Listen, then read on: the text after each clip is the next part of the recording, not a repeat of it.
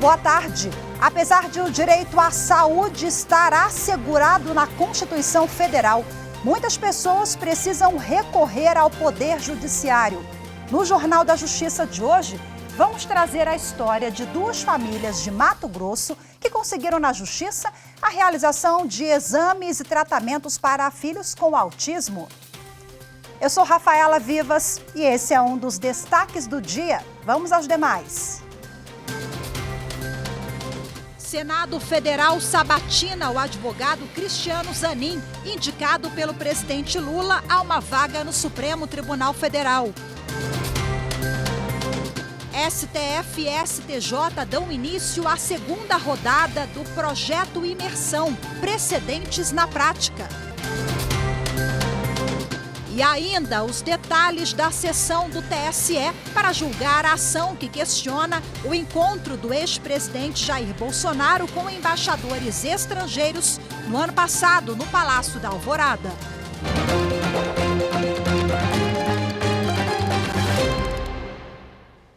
O Senado Federal realiza hoje a sabatina do advogado Cristiano Zanin, indicado pelo presidente Lula a uma vaga no Supremo Tribunal Federal. Se aprovado, Zanin deve ocupar a cadeira deixada pelo ministro Ricardo Lewandowski, que se aposentou em abril.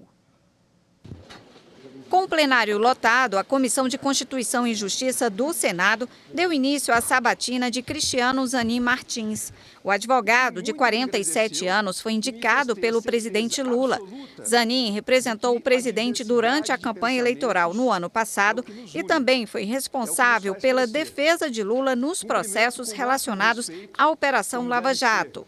Na sua exposição de abertura, o advogado falou sobre a carreira e a família. Ele defendeu a independência e harmonia entre os poderes e prometeu atuar com independência e em defesa da democracia. Sei a distinção dos papéis entre um advogado e um ministro do Supremo Tribunal Federal, se aprovado por esse Senado. Mas saibam, senhoras senadoras e senhores senadores, que, na verdade, eu não vou mudar de lado, pois o meu lado sempre foi o mesmo, o lado da Constituição, o das garantias, o do amplo direito de defesa, o do devido processo legal. Para mim, só existe um lado. O outro é barbárie, é abuso de poder. Para assumir uma vaga na mais alta corte do país, o indicado precisa ser brasileiro nato, ter mais de 35 anos e menos de 70, reputação ilibada e comprovar notável saber jurídico. Essa comprovação é feita pelos senadores durante a sabatina. Cada parlamentar tem 10 minutos para perguntas e o indicado terá 10 minutos para responder. Há ainda 5 minutos para réplica e tréplica. O primeiro a perguntar foi o relator. O senador veneziano Vital do Rego questionou sobre a imparcialidade de Zanin, caso seja aprovado. Sua indicação para compor como ministro o Supremo Tribunal Federal por Sua Excelência o presidente Luiz Inácio Lula da Silva, pode, de alguma forma, constrangê-lo ou comprometer sua imparcialidade como magistrado? Eu acredito, eminente senador veneziano, que eu estou aqui hoje indicado pelo presidente Lula pelo fato dele ter conhecido o meu trabalho jurídico, ter conhecido a minha carreira na advocacia e por ter a certeza de que eu, uma vez nomeado e aprovado por esta casa, vou me guiar exclusivamente pela Constituição e pelas leis, sem qualquer tipo de subordinação a quem quer que seja. O processo de sabatina costuma durar horas. Depois que Zanin responder todas as perguntas dos senadores, a comissão deverá votar o parecer do relator.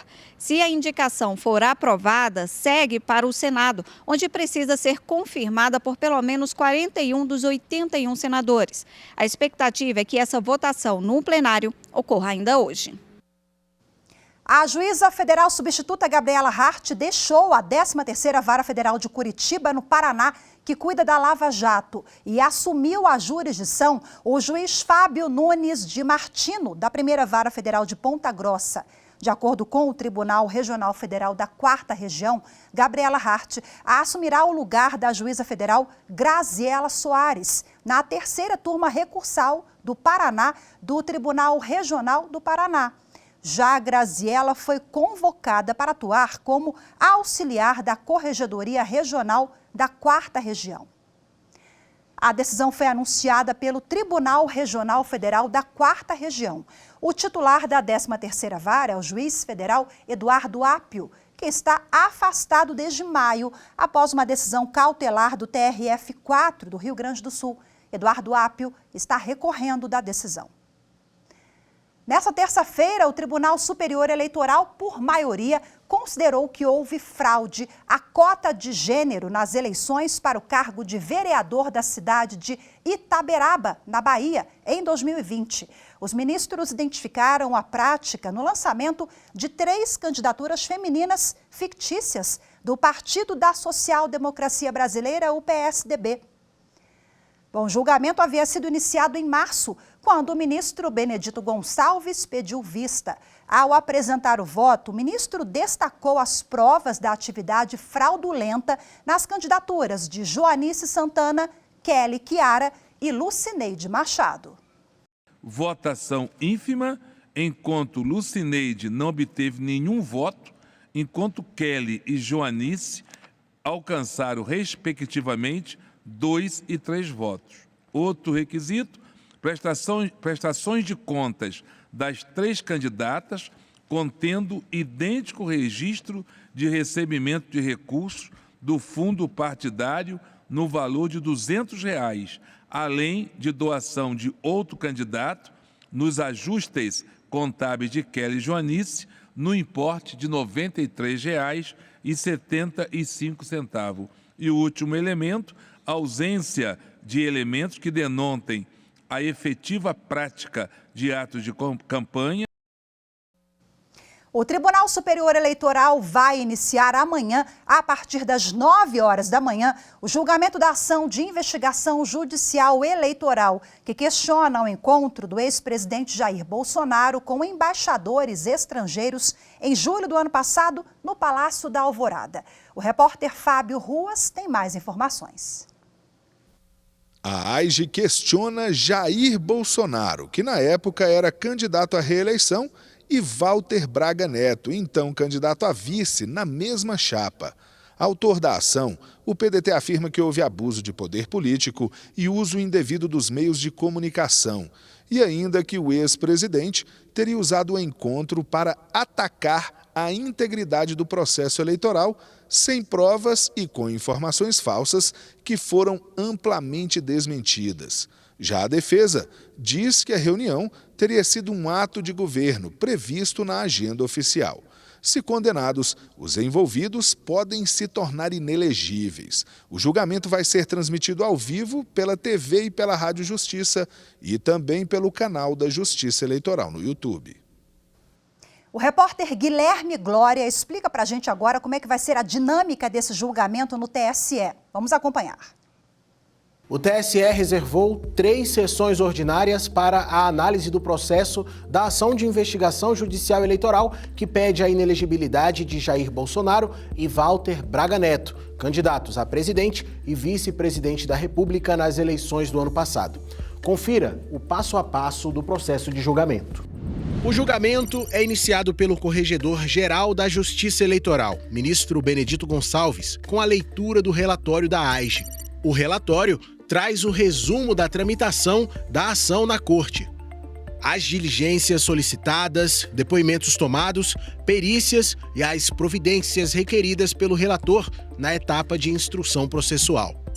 Depois da leitura, o presidente da Corte, ministro Alexandre de Moraes, concede a palavra aos advogados de acusação e aos de defesa, nessa ordem. O prazo para as partes fazerem a sustentação oral nesse tipo de ação é de até 15 minutos. Em seguida, o presidente concede a palavra ao representante do Ministério Público Eleitoral para que emita o parecer sobre a ação. São destinados até 30 minutos. Finalizadas essas etapas, o ministro Benedito Gonçalves apresenta o seu voto. A sequência de votação segue assim. Votam os ministros Raul Araújo, Floriano de Azevedo Marques, André Ramos Tavares, a vice-presidente do TSE, ministra Carmen Lúcia, o ministro Nunes Marques e, por último, o presidente do tribunal, ministro Alexandre de Moraes. Você acompanha a transmissão das sessões plenárias ao vivo no canal da Justiça Eleitoral. A seguir, famílias conseguem na Justiça a realização de exames e tratamentos para filhos autistas. Vamos falar daqui a pouquinho sobre o papel do Poder Judiciário. Voltamos já.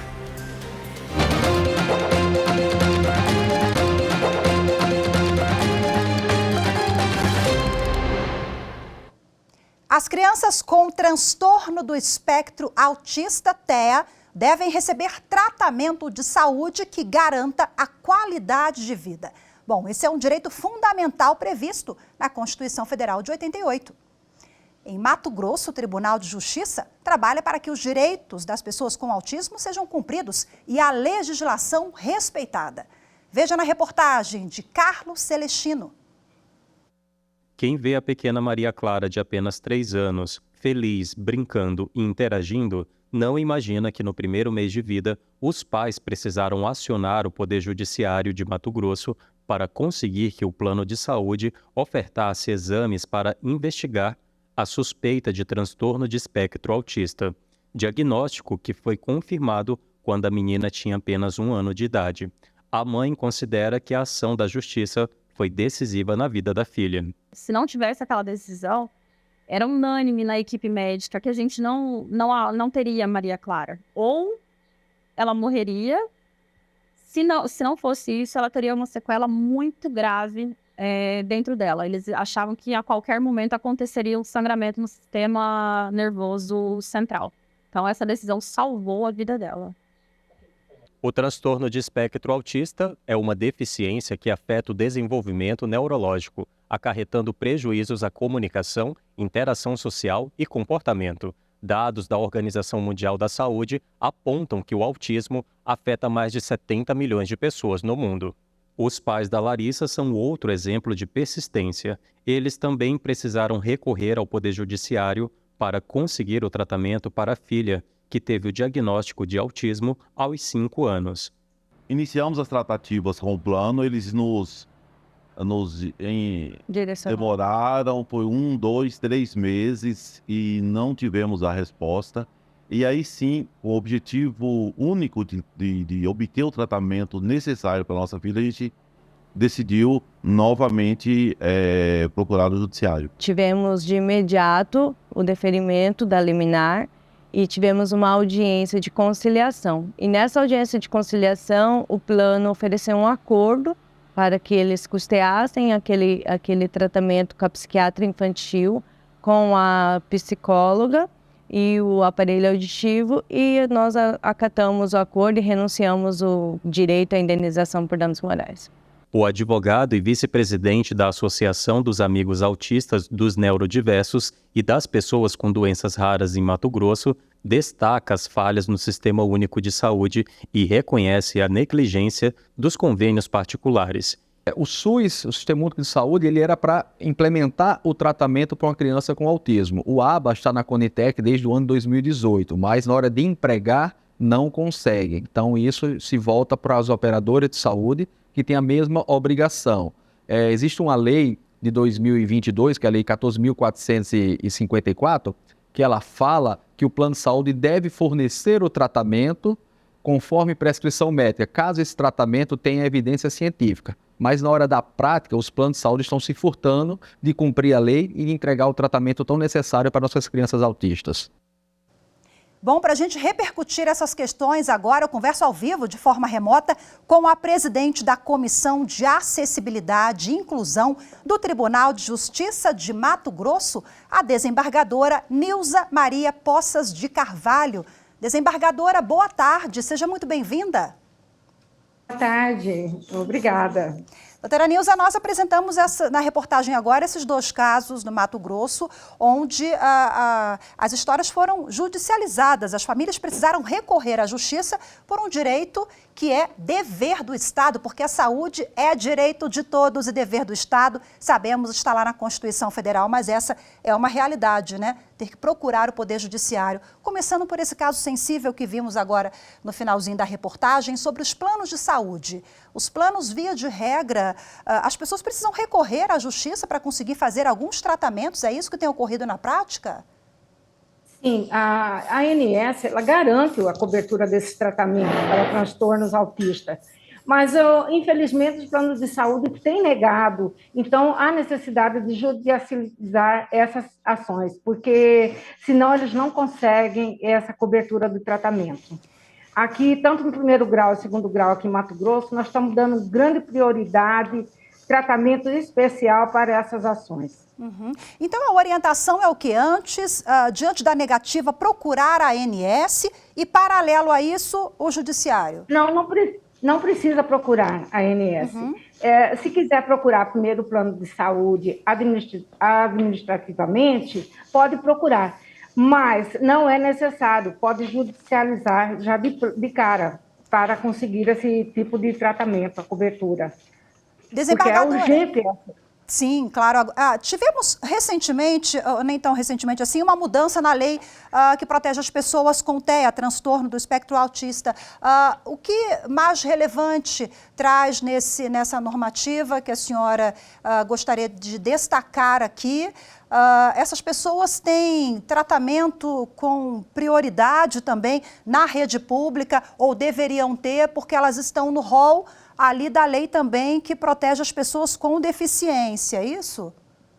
Elas têm atendimento e prioridade de acesso aos serviços públicos e privados, em especial nas áreas de saúde, educação, assistência social. Foi criada a carteira de identificação que busca facilitar esse acesso. Agora, doutora, o Tribunal de Justiça de Mato Grosso tem inúmeras iniciativas, né? Não só as jurisdicionais, digamos assim, como apresentamos agora na reportagem, mas outras ações também, né? Até para sensibilizar e informar a sociedade sobre os direitos e garantias dessas pessoas. Eu queria que a senhora destacasse as ações que vêm sendo realizadas. Nós tivemos palestra dia 12, né, passada, nas creches, né, do Tribunal de Justiça, onde nós temos filhos de servidoras que são portadoras de autismo. Então, foi dado, assim, orientação, como proceder no caso de um surto, tudo. E vamos ter palestra agora, dia 30, com um especialista de fora, que virá dar essa palestra. E no dia 18 de agosto também teremos outras palestras. E o tribunal aqui nós disponibilizamos uma vaga no estacionamento principal para as pessoas de transtorno do espectro autista. Desembargadora, para que o nosso público possa compreender qual é a importância dessa vaga, por exemplo, o tribunal destinar uma vaga ali no estacionamento para famílias, para pessoas com autismo, qual é a importância disso, o que isso muda no dia a dia ali na vida dessa família? É muito importante, principalmente aqueles que têm o autismo já em caso grave, né, o 3, né, para que eles consigam ter o acesso mais rápido, ou às vezes a dificuldade também de descer e adentrar. Então, com essa vaga, vai facilitar que ele já vai entrar direto no recinto do Tribunal de Justiça. Bom, a Constituição chama atenção, né, para o dever de todos os envolvidos, a sociedade, o poder público, o poder judiciário, nesses temas sensíveis, né? A senhora, quando conta dessas iniciativas do TJ de promover palestras e eventos para engajar e informar a sociedade, os servidores e magistrados, vai ao encontro também desse envolvimento da sociedade, de todos os atores envolvidos, para a gente poder avançar nessa questão, né, para poder que essas pessoas tenham, de fato, os direitos e garantias previstos em lei. Muitas pessoas nem sabem que têm esses direitos, né? Sim, nós iremos também dar palestra nas escolas, né? Já estamos com esse projeto. Na televisão também, a gente irá também dar entrevista, informando sobre o diagnóstico e também a possibilidade de tratamento, para esclarecimento assim, do povo em geral, né, da sociedade. Conversávamos nos bastidores aqui para finalizar que essas pessoas, né, não têm tempo a perder. Ali no caso que mostramos da Maria Clara, a mãe fala, olha, essa decisão do judiciário salvou a vida da minha filha. Depoimentos também dos pais da Larissa, né? Então, geralmente, é claro que cada caso é um caso, né, desembargadora, mas geralmente os processos são rápidos, as respostas do judiciário? Tem sido rápido, tanto no primeiro grau como no segundo grau. As pessoas estão saindo vitoriosas e conseguindo a cobertura desses tratamentos. Perfeito. Desembargadora Nilza Maria de Carvalho, muito obrigada pela sua participação, viu? Parabéns pela iniciativa de vocês. Boa tarde. Tchau, tchau. Boa tarde. A seguir, magistrados e servidores de tribunais participam da rodada do projeto Imersão, Precedentes na Prática, no Supremo Tribunal Federal. As informações em instantes, voltamos já.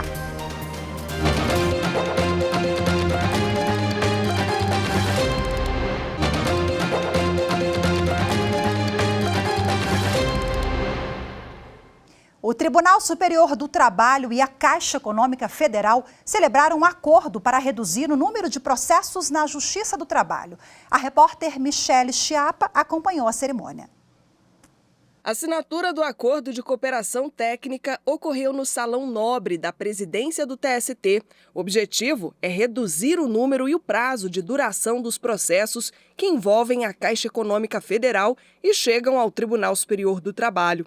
A celebração do acordo foi conduzida pelo presidente do TST e do Conselho Superior da Justiça do Trabalho, ministro Lélio Bentes Corrêa. Ele lembrou a importância dos centros judiciários de métodos consensuais de solução de disputas para a resolução de conflitos e enalteceu o empenho da instituição bancária em solucionar as demandas processuais. Esse passo que a Caixa Econômica oportuniza, aderindo a esse acordo de cooperação técnica, sem dúvida constitui um marco na implantação desse projeto de uma justiça humanizada, atenta aos reclamos da nossa sociedade e comprometida com a pacificação social.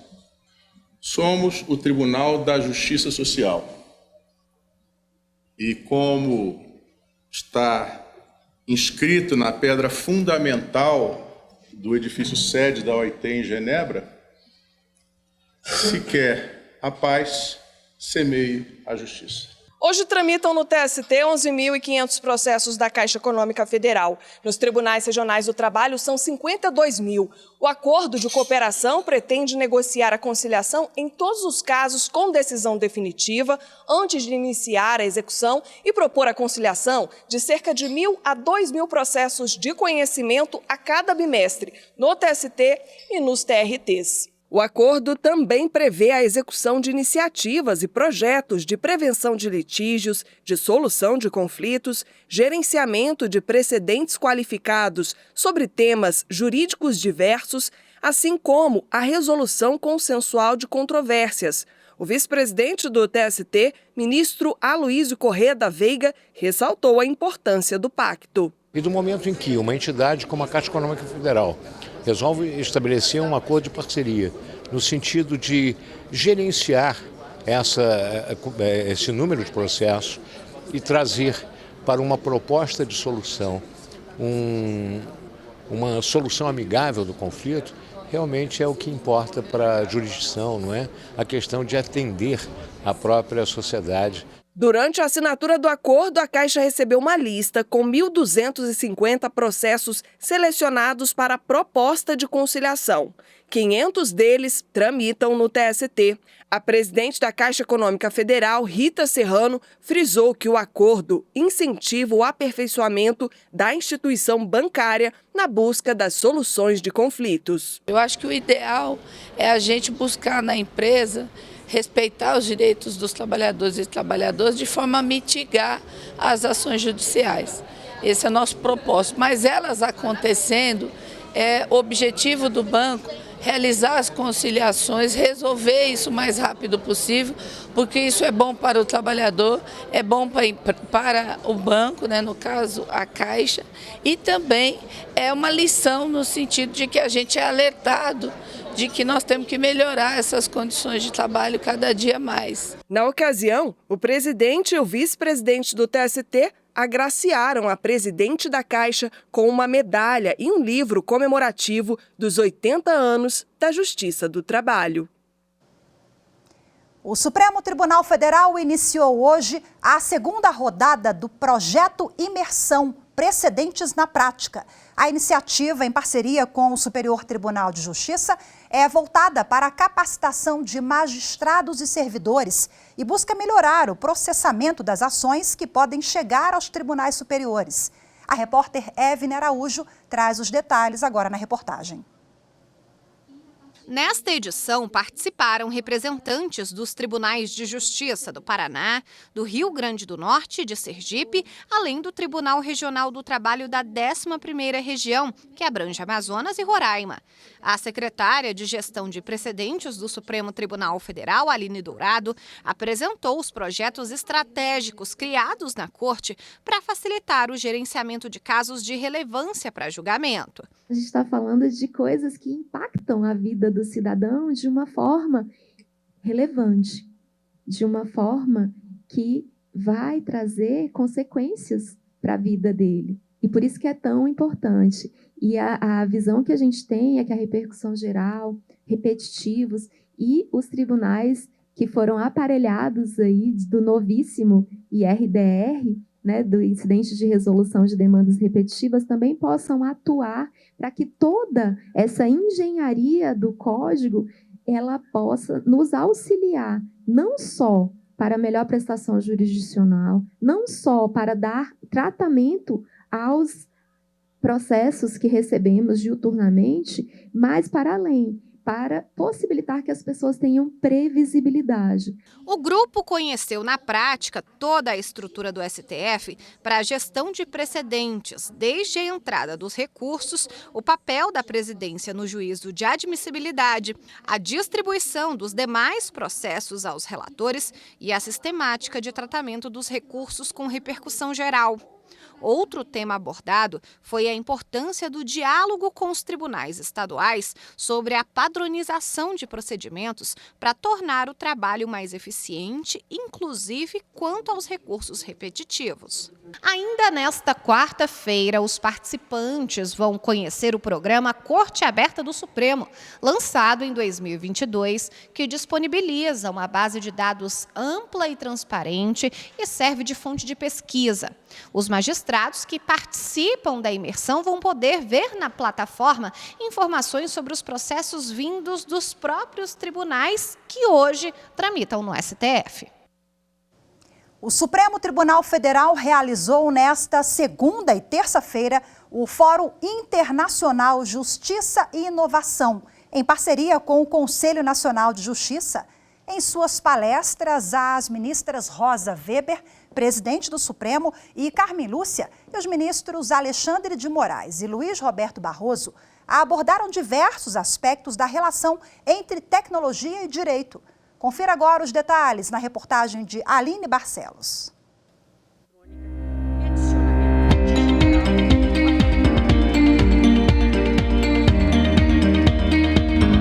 Os ministros de tribunais superiores, magistrados de tribunais regionais e estudiosos de instituições nacionais e estrangeiras, durante 2 dias se reuniram na sede do Tribunal Superior do Trabalho para falar sobre o uso de novas tecnologias no Poder Judiciário.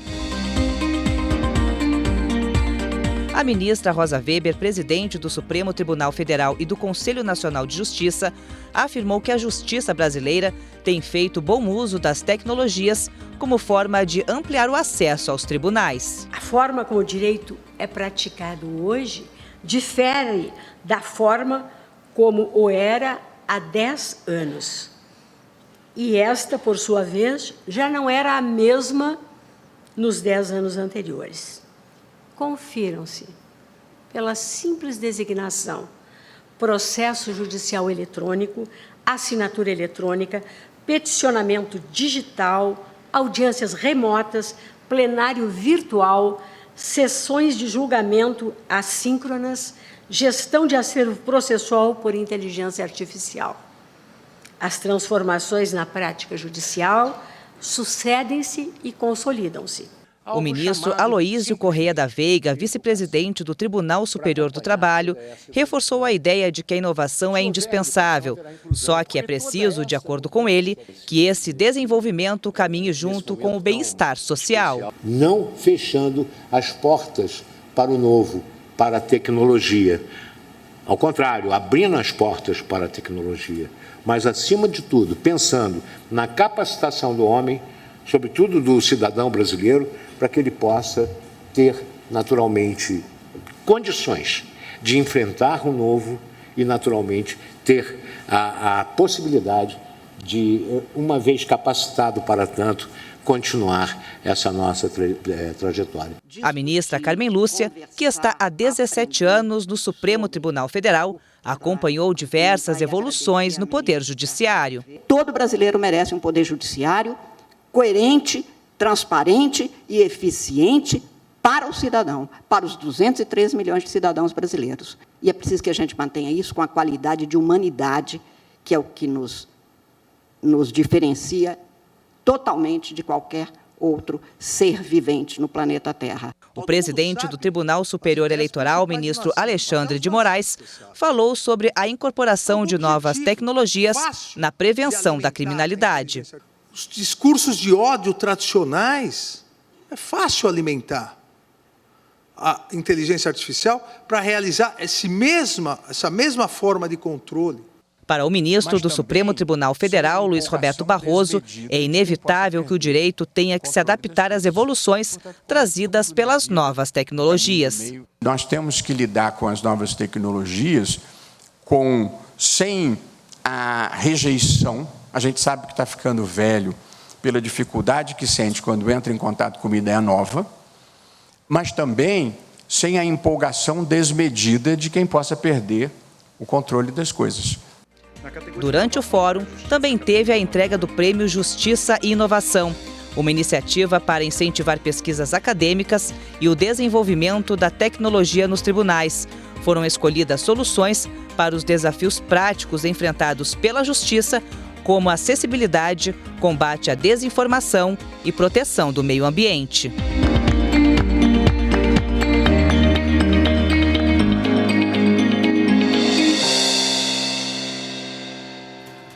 Nós ficamos por aqui. Obrigada pela sua companhia. Boa tarde. Até amanhã. Tchau, tchau.